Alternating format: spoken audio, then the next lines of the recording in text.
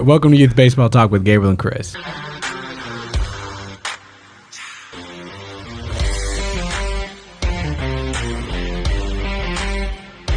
Today's guest, we got Cole Reeves of the DBU Patriots, man. Thank you for coming in. Thank you guys for having me. Yeah, Hey, this is awesome. It's a pleasure.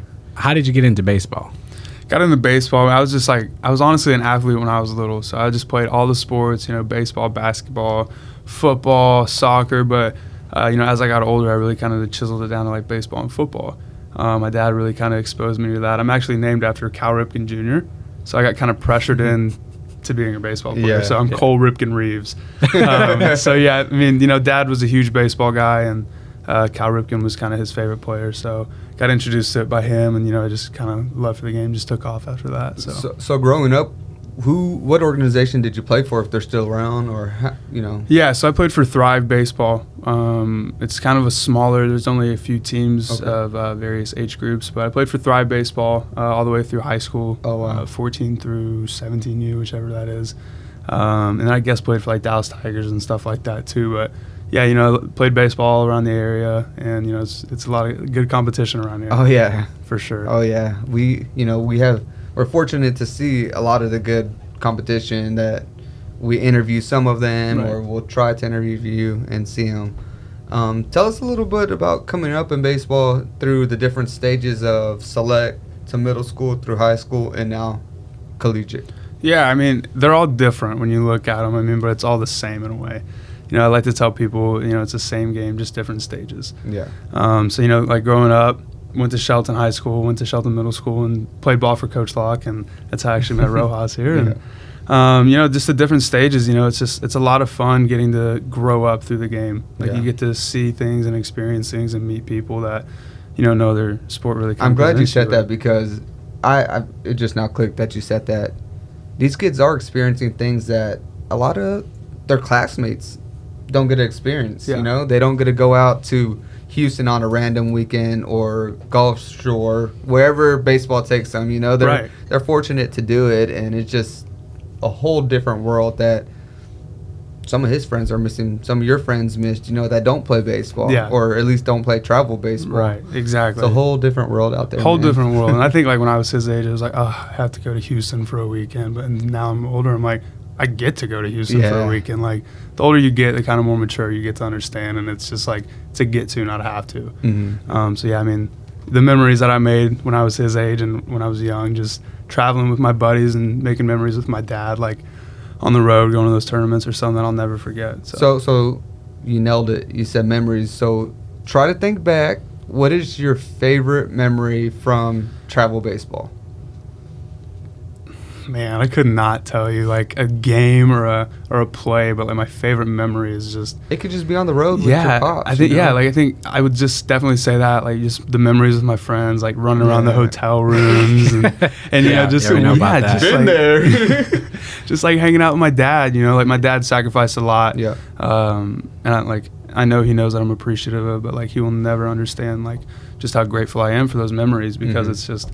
They mean that much to me. I still carry them to this day. That's just, when I think back to when I was younger, and like travel baseball, I think about on the road with my dad. And my mom was there too. Like, she was great, but like my dad would always get into it with the umpires and stuff. And hey, C-Mart, it's not just me, man. It's normal. It's normal. It's normal for sure. But I'm a little chill now, but I used to be like, well, I coach and I kind of know the game, and when I see something that's not going right, I have to stop my tracks. I'm like, okay, exactly. They're coaching, or they're umpiring this level for a reason. They're not, the sharpest tool. Yeah, and then it's tough sometimes, because it's just like, you want it to go your way, but that's what keeps you on your toes in the game. Oh, yeah. It's just like, if it was perfect, it wouldn't be that fun. Yeah, you know exactly. What I mean? So like coach probably tells you out there, like, hey, don't leave it up to the ump. Yeah, exactly. Like, honestly, that's when the game has the fun sucked out of it. You know what I mean? If you put it in another person's hands, or if you put it in a scenario,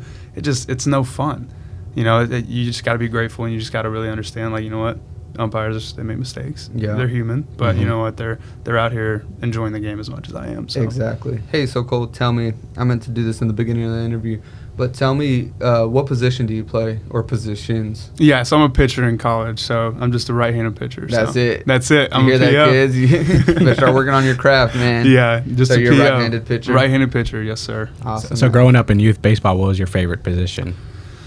All the way through baseball, I loved first base. I loved first base. You know, I was a bigger kid, so they always stuck me over there just to kind of, I know, be a big body in the infield because I was too slow. But, you know, I love first base. You know, I played it all the way through high school. I was recruited to other schools as a first baseman pitcher. Played a little bit of third base too. But, you know, once I got to the collegiate level and I decided to go to Dallas Baptist, pitching was kind of like, that's your future. Yeah. So. Working on pitching, did you have multiple trainers or? Yeah, so Kenny Hatcher I think he's still involved with Thrive Baseball, but he was a DBU baseball alum who actually played for the Los Angeles Angels for a few years in minor league ball, and he was great. You know, he kind of came to me and when I just had a fastball and like really kind of poured into me and just kind of showed me like, hey, you can pitch with other pitches to be successful. When did you start working with him or a private coach? So I would say like probably when I was 10 to 12, I worked with a coach probably like once or twice a week. Just like I would throw a bullpen with him. He'd show me different grips, like just the generic stuff. But, you know, as I got more serious about baseball, I would go like probably 2 or 3 times a week during practice and after, get lessons with with Kenny, and he'd really break baseball down in a learning standpoint for me. So that's good, man. Yeah. And along with that, how do you take care of your arm? There's a lot that goes into taking care of your arm. And when I was his age, I just thought it was just like stretching, stuff like that. Just like, but you know, as the game's evolved, it's become, you know, bands, weighted balls, like ice your arm, stuff like that. So when I was younger, it was just like stretch and long toss and ice your arm. But now it's actually like you look more into it. It's like it's your diet, it's your sleep, it's like it's how you train, it's stuff like that goes into it. So once you get to that higher level, you know, like sleeping is the ultimate tool to recovery. Diet is an ultimate tool to recovery, but it's also like J bands, which are Jaeger bands. Those are great. That's what we use. Crossover symmetry bands, we use those too. There's just a lot of things that you can use to strengthen your arm after you just tore it apart on the mound. Out there. So I mean, a lot of that stuff. But you know, there's weighted balls. Driveline has like an actual weighted baseball, and then tap. I don't know if you guys know what tap balls are. Those are like weighted baseballs that are really good for pitching. Mixed reviews on those, but I've had a lot of success with them for sure. But taking care of your arm, it's a full-time job. So it's literally it's like a stepping stone. Speaking of tools, what are you working with? I saw something on your Instagram. Oh yeah, you still working with them? I'm still working with them. Come on, let's hear about it, man. Spit it out. So Shoutout, actually, it's Clean Fuego. Okay. So and it's a big league, like it's like a half a baseball, kind of like a hockey puck, and it's for spin efficiency. You know, you can work with it with a fastball. You can use a changeup, slider. But the Los Angeles Dodgers pitching coach is the one who invented it. Okay. And he and his brother Mike have just really kind of taken it off, and it's something that we use a lot. There's an 8-ounce one that's kind of heavier, and there's a red one that's a little bit lighter. And you just kind of use them before, and it helps with spin and ride, and it's just I've send had us a lot one. of success. No, I'm kidding. You hear that, Mike? Send them one. That's cool, man. We'll shout out to them. What's it called again? Shout out Clean Fuego. Clean Fuego. Clean Fuego. Yeah. That's what's up, man. Yeah, I just wanted you to shout that out. I know you're using it and whatnot, so I thought that was a cool opportunity to do it since you're talking about all different tools. Yeah, absolutely. What do you do after you pitch on the mound? Growing up, you know, like I'm going back to these tiers, levels.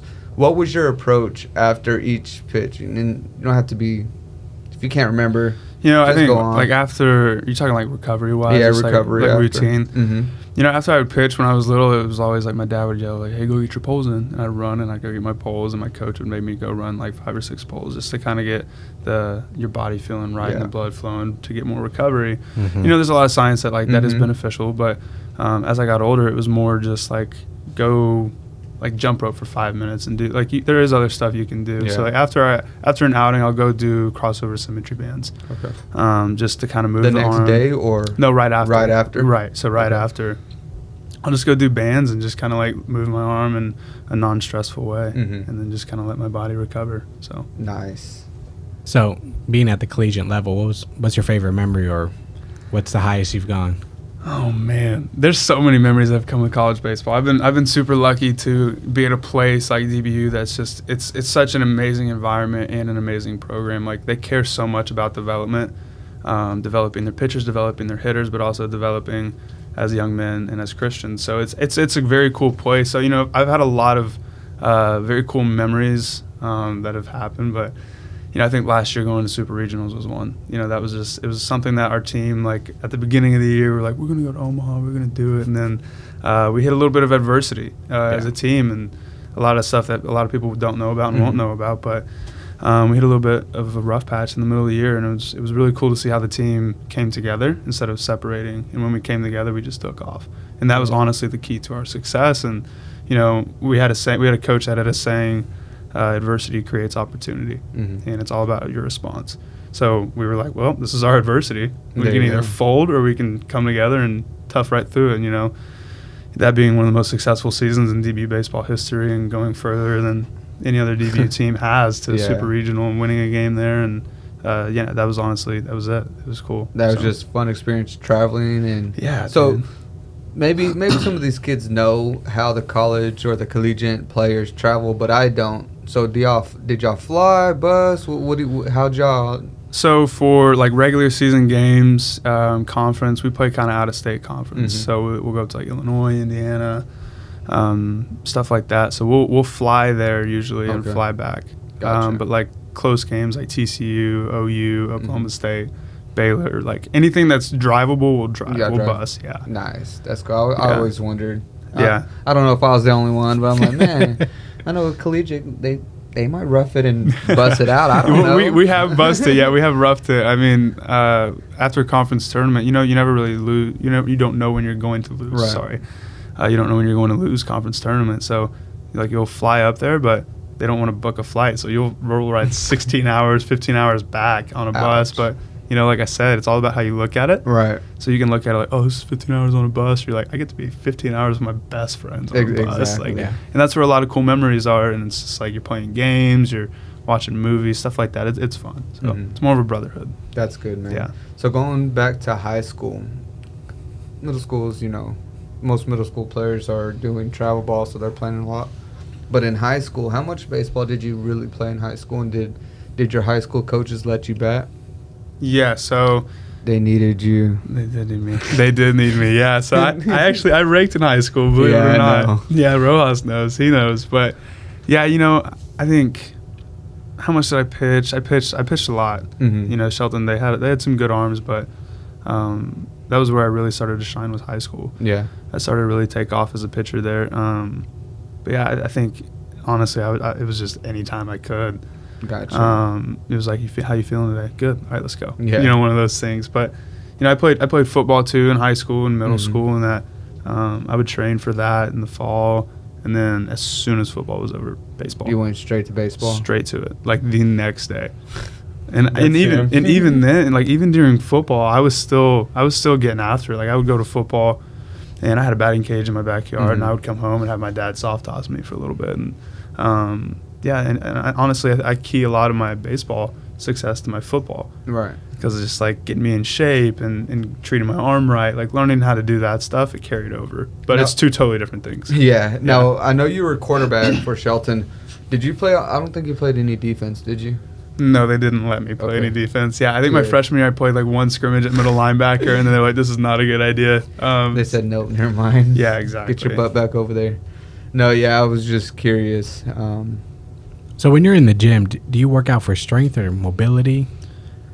Both. All the above, honestly. I kind of do like more of it's like a full body. So it's like a lot of power output because I'm a pitcher. I have to be explosive. I have to be quick. So like anything we do, it's for like power. So how fast can you move deadlift, not just how heavy you can do it. Pitchers have to train their bodies explosively and also have really good mobility. So there's a lot of stuff that like engages your core, engages your hip, not just go in there and squat as much as you can. Right. So talking about all that, how much of the lower half of your body is used for pitching? Listen, kids. I would say anywhere from 75 to 90%. See, like if you throw all arm, it's just like it's you're gonna be noodle arm. Yeah, noodle arm. Like, yeah, it's just tough. You know, it's like So it's important to have the balance, the strength. Exactly. Yeah. It's the balance, the core, the flexibility, like stuff like that. Like there's a lot that goes into it. Mm-hmm. And one of my favorite pitchers, Tyler Glasnow for the Tampa Bay Rays, like there's a video of his like workout routine that's just unbelievable because it just shows like he trains everything: power output, flexibility, mobility, recovery, cardio, stuff like that. That's just like that's a big leaguer. Like, and he's one of the best in the business. So I mean, all that stuff kind of keys to that success for sure. That's awesome, man. So how many days do you work out? Like straight workout? Is it an everyday thing? It's an everyday thing. Yeah, I think. I mean, there's different types of workouts. So like in the fall, we'll do like 4 lifts. So we'll do like Monday, Tuesday, and then like a recovery day Wednesday, and then Thursday, Friday, you're back in the weight room. Nice. So what about in-season workouts? I know lifting weights could kind of mess with your throwing. Correct me if I'm wrong. I'm not sure. Yeah, it definitely can. I think it just depends on like how you treat your lifts. Like, you go in there and blow it up like the next day if you're going to be sore. Like you just need to kind of understand your own body, and like everybody's going to be different. Like there's kids that can go in there and like throw up all this crazy weight and then be totally fine the next day. Where I'm like, hey, I kind of need to chill out a little bit. I'm getting old, so I'm just kind of like, hey, I need to kind of just like watch myself. So I mean, there's different levels to it, but the strength coaches at DBU are just they're so great and they're so personable and they know, hey, this kid's body works this way, this kid's body works this way, and they're very understanding. So like if you go in, like if I'm supposed to pitch the next day or I'm up, I'm like, okay, hey, I'm supposed to pitch, like what do you want me to do? And they're like, okay, take it light, but let's get some more movement in. So they'll do a lot of like core and like ignition stuff with like igniting your lower half, stuff like that. Nice. Yeah, so it's really spectacular how they run it. That's awesome, man. So growing up, what was your off-season workout? Did you take a break from baseball? I know we said we played a little football, but without football, did you have a plan? Did you work out or did you rest your body? I think what was most important after football was getting that rest because football is such a vigorous sport. Like going straight into it, like into winter ball, that's where you see a lot of injury. Right. So my dad, he was really smart about how he managed me, and as I got older, I had coaches that helped me out too. But I think it was just mainly like kind of understanding like, hey, baseball and football are completely different sports. Yeah. Like you have to be super strong and like able to take a hit during football, but in baseball you have to be able to like play a bunch of games consecutively. Yeah. Exactly. So I think it's like how I trained was I would just kind of take like I would go like football season the day after I would just kind of like start getting into hitting and like catch, and then I would just build up until season started. Definitely not jump the gun for sure because that's when you kind of start to see your body start running down. So yeah, for real. So at what age or what point in life did you figure out like, hey, baseball's my thing? That's what I want to do. I want to be in Major League Baseball. I think it was about like middle of high school because like I was really torn between football and baseball for a long time, and he watched me play football and I loved it a lot, but I kind of had to look at it longevity wise. I kind of had to just look at it. You had schools offer, right? Right, yeah. And football, like it was a lot of fun, and I thank God for the memories of it each day, and the recruiting process was crazy and getting to go to some schools that like I never would have dreamed of. But yeah, you know, I just kind of had to look at it like, okay, I'm 17, my body kind of hurts. What is best for when I'm 40? Yeah. And that was really when I was like, okay, well, baseball has always been kind of my baby. Like, let's see how far that can take this. So. Yeah, that's what's up, man. And what other schools did you look at other than DBU? For baseball or for football? For baseball. For baseball, I went on a couple of visits, but DBU was kind of a quick deal. Like they called me my junior year, and I've always like, because my pitching coach, he went to DBU, I got to go up there and kind of meet the coaches and see the field, and I was familiar with the program, and you know they were just dominating baseball. So I was like, let's do it, let's go. So I mean, I talked to some Big 12 teams and a couple SEC and a couple Big 10 and stuff like that, but DBU really felt like home for me. So. Well, that's good, man. It's not too far from home, literally. So yeah, it's not. And my mom's very happy about that. Yeah, Is she at every game? Every single one, man. I can't say that she's missed one. Yeah. I can't say she has, but yeah, it's been great. That's awesome, man. So a lot of kids like to talk about stuff they use. So what kind of glove, brand-wise, and bat do you use?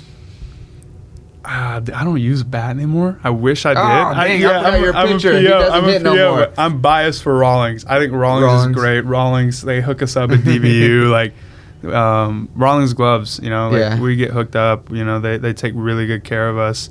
But when I was little, I used Wilson. Yeah. I've really fallen in love with Rawlings. It's just such a high quality glove, and it's nice. I treat my glove like my baby. Yeah. So it's where I go, it goes, and take good care of it. It'll last a long time. But I'm a Rawlings guy for sure. There you go. So what other information do you look up on YouTube or whatever for baseball and taking care of yourself, or what picture do you look at? I'm like, hey man, I want to try and be like that. Yeah, I think honestly, when I think about like big leaguers I want to imitate, I think about like that Tyler Glasnow guy. I think about Max Scherzer. I think about Trevor Bauer to a certain standpoint. And then there's just a lot of knowledge that those guys like that they present that's just like, gosh, these guys are so smart, And I think about like Verlander and stuff like that. And I look at them and I'm like, okay, what are they doing to make it look like that? So you can literally look up like Tyler Glasnow off-season routine and stuff like that, and it's just like they'll show you and they talk about it. And there's a guy named Michael Lorenzen who's like, he's huge. He's a pitcher for the Reds. And he goes through his whole off-season experience, and he just talks about like his meditation, his visualization, his diet, his sleep, his mobility, his like circuits, his bullpen. And it's just like, okay, these guys are great. These guys are really good baseball players. That's who I want to be. Like, let me imitate them. Yeah. So but there is some stuff that like Michael Lorenzen can do that I can't. Like, so I have to kind of limit myself and be smart on some stuff. But as long as you make up for the stuff that you're not doing, it's just like sky's the limit. Gotcha. So let me ask you this: we talked a little bit before we started recording. You said you're going to try to enter the draft this coming season, correct?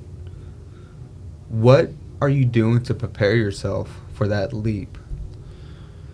For that leap, dude, I think honestly, my whole career, my confidence has come in my work. So I'm just doing the same thing. I'm the same guy, same teammate every single day. I think the more consistent you are, disciplined you are, and like driven you are, it's like you don't have to change to meet a goal. You just have to change how you get there. Gotcha. So it's like, honestly, I'm just kind of trying to be me. Like I'm really just being me and just working hard, and my confidence comes in my preparation. So, I'm just really excited about it, but it's God's plan. It's not mine. So that's good, man. Yeah, focusing on that. That's awesome. Yeah, you got to, man. So let me ask you another question. How much time outside of, school practice do you practice on your own? Growing up or even now? Growing up, I think it was daily. Daily. Yeah, I fell in love. Is it a must? It's a must. Okay. It's a must. Like but there's some kids that are just so God-given. It's just like, they don't really have to work as hard as others. I was one of the guys that was like, okay, I got to kind of work a little bit harder. And I think it's all that comes back down to like knowing who you are as a baseball player. Yeah. But yeah, dude, I think it was a must. Like every day I fell in love with hitting baseballs, going out in the backyard. I fell in love with getting better. And still to this day, like there's so many things I can do to get better. Verlander, all those guys, like they can still get better and they still find ways to get better. That's why they've been dominating the game for so long. So awesome. I think the biggest thing is just like knowing that there's always ways to get better. Right. And that grind is what takes you to certain levels, and it's like you get in what you put out. Exactly. So it's like it's a grind. I hear that, man. I hear that. Yeah. I'm gonna ask you another question, man, because I heard my son tell me he's like, I don't want to be a pitcher in college. Okay. And I'm like, why? What do you think he said, Chris? Yeah, hey, this is your story. Go ahead. I want to hit. You want to hit? He wants to hit. He doesn't want to put up the bat. Yeah, I think. So how did you deal with that? Like, because at Shelton, I know you were a pretty good, one of the top hitters on the team. Yeah. And he hit nukes and everything else. And, I like to think so.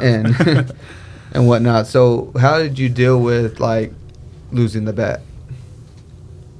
I haven't dealt with it because I still sneak into the cage and hit some off the tee sometimes. But was it your snap that you were hitting off the tee? Yeah. I hit some off the tee, but I think, and to a certain extent, I did put down the bat. You kind of had to, but it's also like I said, it's a get to, not a have to. Like, right. I got the opportunity to go be a pitcher. Exactly. So I took it. I was like, okay, I'm a pitcher now. Let's do this. Yeah, that's cool, man. Yeah. So I think just putting it down, like it was tough because I loved hitting. My mom loved watching me hit. My dad loved watching me. Yeah, exactly. Yeah, all the videos and stuff. I mean, but yeah, I think it was just, it was tough at first because I was like, well, I mean, all those swings with my dad were not worth it. Right. I'm like, yeah, they were worth it. Like, like what else would I want to be doing? You know what I mean? So I think it was great, man. Like the transition from a two-way player to a PO, like it was different for sure. Like when everybody's taking batting practice, I'm just sitting there shagging, just like, how many balls can I catch today? Yeah. But, so is that what they have y'all do? Yeah. Like the pitchers, hey, go shag the balls, guys. Yeah, that's exactly Y'all don't got a bullpen right now. Yeah, no, I mean, it's fun. Like we make games out of it. Like we'll go out there and play 21 out there. Yeah. But dude, like when you're surrounded by a good group of guys like you are at DBU and, you're with your best friends and brothers, like doesn't matter what you're doing. Like dude, you're surrounded by a lot of talent. Like is there stuff you pick up that you wanted to learn from some of your teammates? Oh yeah, I've learned so much. Like I would say 75% of what I learn a year is from my teammates. Yeah, and from guys I meet at DBU. Like I played with Jared Pettit last year, and he was my catch play partner, and he was just we would always go at it. Like we would just compete. Like who can have the best catch play and stuff like that. And iron sharpens iron. Yep. Yeah. And it's just like when you work that hard with somebody, like it takes you both up and it makes you both better. Oh, yeah. But yeah, dude, I think being at DBU, you're exposed to a lot of like professional baseball players that are in the minors and some are in the bigs. So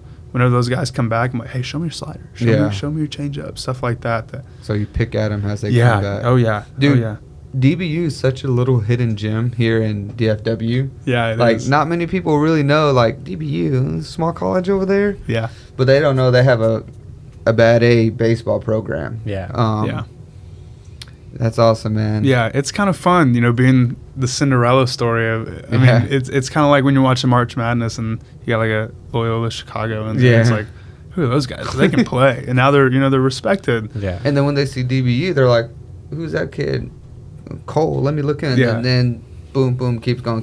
For sure. And like we don't really pride ourselves, like we don't really like, you'll never hear us complain about like, oh, we're down. Like we're just like good. Yeah. Like here we go. We want to be the underdog. So like when we got put in the regional, it was like TCU, Oregon State, DBU, and McNeese. Like those are all solid programs. Yeah. And I guarantee you go up to other people and ask like, who's going to win that regional? A lot of people are not going to say DBU, but we just have a different style of play. We really, it's a family, it's a together movement. Like everybody, it's like we like to say it's like 40 on one. It's like 40 guys on one pitcher, like 40 guys on one batter. So I mean, it's just it's cool to have that type of environment that makes it so successful. So that's awesome, man. Well, before we wrap this up, is there anything you want to talk about that you just want to tell us and our audience? Or maybe a word of advice for these young pitchers? Yeah. I think, man, there's so much I want to like just tell young people, because if I could go back, it's just like find what you're passionate about, find your niche, find your love, and go for it. Like I had 100 people get in my way, tell me you can't do it, you can't do this. I'm there doing it right now. I'm gonna keep going. Yeah. So I think it's just like once you find that passion, you find that thing that you're super, super into, invest in it. Yeah. Put everything in. How can I be the best at this? Like, how can I be the best pitcher? Well, I got to sleep. I got to eat right. I got to stretch. I got to do all this stuff. I'm going to master it. Master your craft. But also, like, don't be afraid to reach out to people who have mastered that craft. Yeah. Like, poke people's brains, talk to people, figure it all out. But just definitely invest in you, because you only have one career. Yeah. Put everything in it, and then the way I look at it is like, I don't want to look back in 20 years and be like, oh, I wish I would have taken my diet more seriously or I'd be in the big leagues right now. Yeah. It's like, no, like do it right now. Yeah. Stuff like that. So sweet. Yeah. All right, man. Well, thanks for coming in. I would say if you have like a Twitter handle, throw it out, but I don't think you need to. That's more for the younger kids. No worries. No worries. Yeah. But man, y'all find him on Twitter, and I think that's all you're live on, right? Yeah. Twitter and Instagram, stuff like that. Yeah. Follow him on that, and follow us and check us out. Yeah. All right, man. Absolutely. Thanks for coming out. Appreciate you guys. All right. You're welcome. Thanks.